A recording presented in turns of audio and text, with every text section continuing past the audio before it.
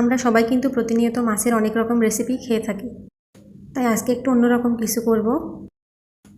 আসসালামু আলাইকুম, কেমন আছেন সবাই? মাত্র 2 থেকে 3 পিস মাছ দিয়ে কিন্তু এই রেসিপিটি করা যাবে। এর জন্য প্রথমে আমি 3 পিস মাছ সেদ্ধ করে নেব। এখানে পানিতে হলুদ আর লবণ দিয়ে মাছটা কিছুক্ষণ সেদ্ধ করে নিতে হবে। আমি এখানে 3 পিস রুই মাছ নিয়েছি, যে কোনো মাছ দিয়ে এই রেসিপিটা করা যাবে। 8 থেকে 10 মিনিটের মতো আমি মাছগুলো ভালো মতো সেদ্ধ করে নিচ্ছি।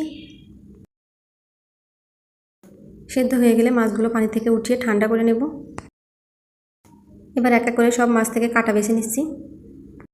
যারা মাছের কাটা বাছার ভয়ে মাছ খেতে চায় না, তাদের জন্য এই রেসিপিটা একদম পারফেক্ট রেসিপি। মাছ থেকে কাটাগুলো ছাড়ানো হয়ে গেলে এখানে আমি কয়েকটা সিদ্ধ আলু দিয়ে দিচ্ছি। আলুগুলো আমি আগে থেকে সিদ্ধ করে রেখেছিলাম।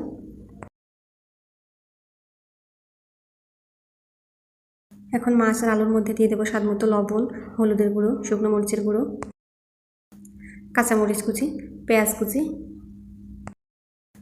আর দিয়ে দিচ্ছি অল্প একটু ময়দা। এখানে ময়দার পরিবর্তে বেসনও দেওয়া যেতে পারে। এখন সব কিছু ভালোভাবে একসাথে মিশিয়ে নেব। মাছের সাথে আলুগুলো একদম মিহি করে মাখিয়ে নিয়েছি।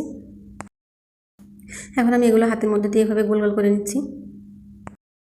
এখন নিজেদের মন মতো গোল, চ্যাপ্টা, লম্বা যে কোনো শেপ তৈরি করে নেওয়া যেতে পারে। আমি সবগুলোই গোল গোল করে নিয়েছি। এখন এগুলো গরম তেলে ভেজে নেব। মাছের কোপ্তাগুলো আমি এক এক করে গরম তেলে দিয়ে দিচ্ছি ভাজার জন্য। চুলার আঁচটার পর্যায়ে আমি একদম লোতে রেখেছি।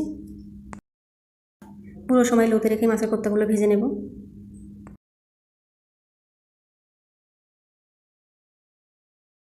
মাছের এই কোপ্তা রেসিপিটা কিন্তু ছোটো থেকে বড় সবাই অনেক পছন্দ করে, আর এই রেসিপিটা খেতেও বেশ দারুণ হয়।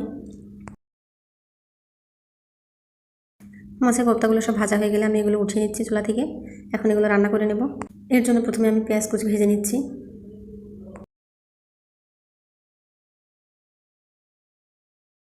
পেঁয়াজ কুচিটা একটু ভাজা হয়ে গেলে এখানে আমি দিয়ে দিচ্ছি আদা রসুন বাটা, জিরা বাটা, দারচিনি আর এলাচ বাটা, সামান্য লবণ, হলুদের গুঁড়ো আর শুকনো মরিচের গুঁড়ো। এখন মশলাগুলো ভালোভাবে মিশিয়ে পানি দিয়ে কিছুক্ষণ কষিয়ে নেব। মশলাটা কষানো যত ভালো হবে, রান্নাটা খেতেও কিন্তু তত ভালো লাগবে। মশলাগুলো কষানো হয়ে গেছে, এখানে আমি পানি দিয়ে দিলাম। এখন ভেজে রাখা কোপ্তাগুলো এক এক করে আমি দিয়ে দিচ্ছি এখানে। এখন আর কিছু সময় রান্না করে নিলে হবে। চুলার আঁচটা হাইতে রেখে আমি কিছুক্ষণ রান্না করে নিচ্ছি।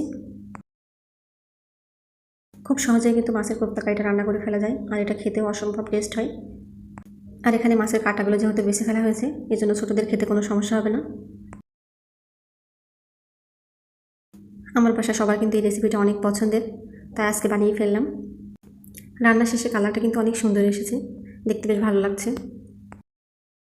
রেসিপিটা আপনাদের কেমন লেগেছে কমেন্টে জানাবেন। আজকের মতো এই পর্যন্তই। ভালো থাকবেন সবাই, সুস্থ থাকবেন। আল্লাহ হাফেজ।